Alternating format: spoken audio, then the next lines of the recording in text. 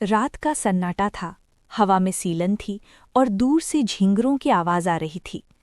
आरव 25 साल का एक युवक अपने दोस्तों के साथ ट्रेकिंग पर गया था। पहाड़ों से उतरते समय सबने रास्ता छोटा करने के लिए जंगल के बीच से जाने का फैसला किया।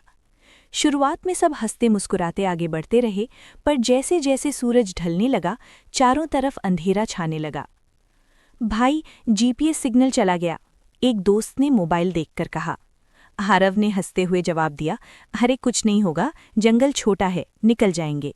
लेकिन कुछ ही देर में वे रास्ता भटक गए।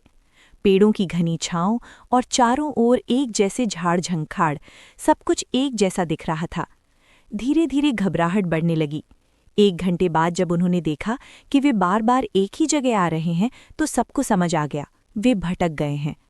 रात पूरी तरह उतर चुकी थी। आसमान में तारे झिलमिला रहे थे, पर पेड़ों की छाया इतनी गहरी थी कि कुछ दिखाई नहीं देता था। सबने तय किया कि सुबह तक यहीं रुकना होगा। चारों दोस्तों ने सूखे पत्ते इकट्ठे कर एक छोटी आग जलाई। आरव सबसे शांत था। बचपन से ही वो साहसी था, पर इस बार उसके अंदर भी डर की एक हल्की कंपी थी। अचानक किसी ने झाड़ियों में खड़खड़ाहट सुनी।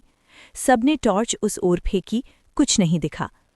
शायद कोई जानवर होगा, किसी ने फुसफुसाया। पर आरव की कानों को कुछ अलग सुनाई दिया, जैसे कोई धीमी सांसें ले रहा हो। रात बहुत मुश्किल से कटी। आग बुझ गई थी और ठंड बढ़ रही थी। सुबह जब सूरज की किरणें पेड़ों के बीच झांकी तो उन्होंने राहत की सांस ली। पर जब उन्होंने गिना, 4 नहीं 3 लोग थे। राहुल गायब था। तीनों ने उसे ढूंढना शुरू किया। उसका नाम पुकारते रहे, पर कोई जवाब नहीं मिला। कुछ कदम आगे बढ़ते ही उन्हें जमीन पर टूटी हुई पानी की बोतल और कुछ खून के धब्बे मिले। अब डर हकीकत बन चुका था। हमें यहां से निकलना होगा, किसी ने कहा। आरव ने सिर हिलाया, लेकिन बिना राहुल के नहीं। वो आगे बढ़ता गया, झाड़ियों को चीरते हुए। कुछ दूर चलने के बाद उसने देखा एक पुराना लकड़ी का झोपड़ा। दरवाज़ा आधा टूटा हुआ था और अंदर अंधेरा फैला हुआ। वो धीरे धीरे अंदर गया। अंदर कुछ पुराने औजार, सूखी लकड़ियां और दीवार पर लटकी एक तस्वीर थी, एक स्त्री की लाल साड़ी में, आंखें जलती हुई सी। तस्वीर पर धूल जमी थी, पर चेहरा मानो जिंदा हो। आरव के शरीर में सिहरन दौड़ गई। झोपड़ी की कोने में उसने एक पुराना नोटबुक देखा। पन्ने फटे हुए थे, पर कुछ शब्द पढ़े जा सकते थे। इस जंगल में जो भी अकेला आता है वो लौटता नहीं। ये भूमि किसी देवी की नहीं, किसी शाप की है। आरव ने पन्ने पलटे, तभी पीछे से दरवाज़ा अपने आप बंद हो गया। वो मुड़ा, पर वहां कोई नहीं था। धीरे धीरे दीवारों पर टंगी बेलें हिलने लगीं, जैसे उनमें जान हो। हवा का झोंका आया और टॉर्च बुझ गई। आरव ने तुरंत दरवाज़ा खोला और बाहर भागा। बाहर पहुंचकर उसने देखा उसके बाकी दोनों दोस्त भी कहीं नहीं थे। अब वो अकेला था। पूरा जंगल जैसे उसकी हर सांस सुन रहा था। अब आरव के लिए सवाल सिर्फ एक था, जीवित रहना। न खाना, न पानी, न रास्ता। वो एक ऊंचे पेड़ पर चढ़ गया ताकि दिशा पहचान सके। ऊपर से उसने दूर एक नदी की चमक देखी। अगर पानी तक पहुंच गया तो शायद बच जाऊं, उसने मन ही मन कहा। नीचे उतरा तो जंगल और भयानक लगने लगा। कहीं झाड़ियों में फुफकार की आवाज़, कहीं पेड़ों के पीछे सरसराहट। वो दौड़ने लगा। पैर में कांटा चुभा, खून निकला, पर वो रुका नहीं। कई घंटे बाद जब वो नदी तक पहुंचा तो उसने राहत की सांस ली। उसने पानी पिया, जख्म धोए और किनारे बैठ गया।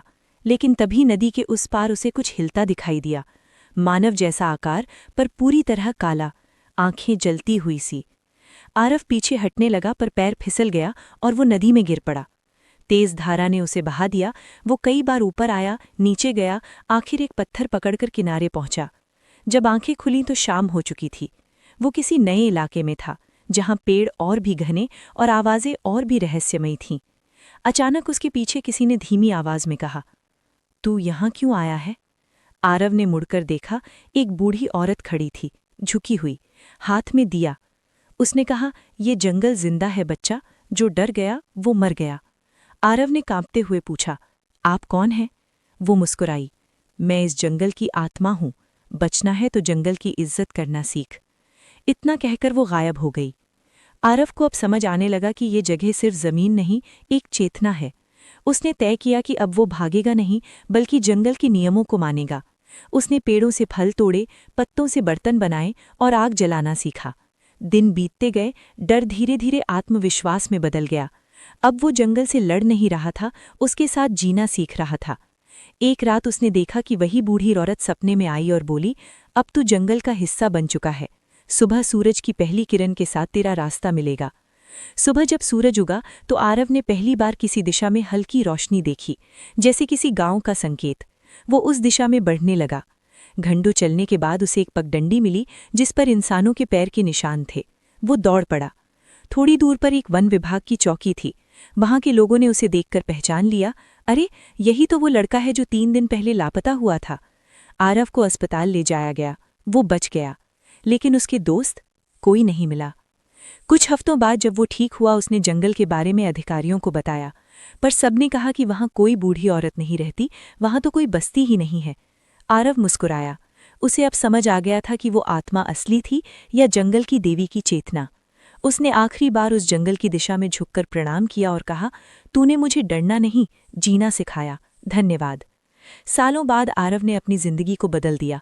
वो वन संरक्षण अधिकारी बन गया ताकि कोई और उस जंगल में यूं न खो जाए। वो हर साल उसी जंगल के किनारे जाता, एक दीपक जलाता और कहता, संघर्ष में डर नहीं, दिशा छुपी होती है। जंगल ने उसे निगलने की कोशिश की, पर उसने जंगल को समझ लिया, और जिसने प्रकृति को समझ लिया वो कभी हार नहीं सकता।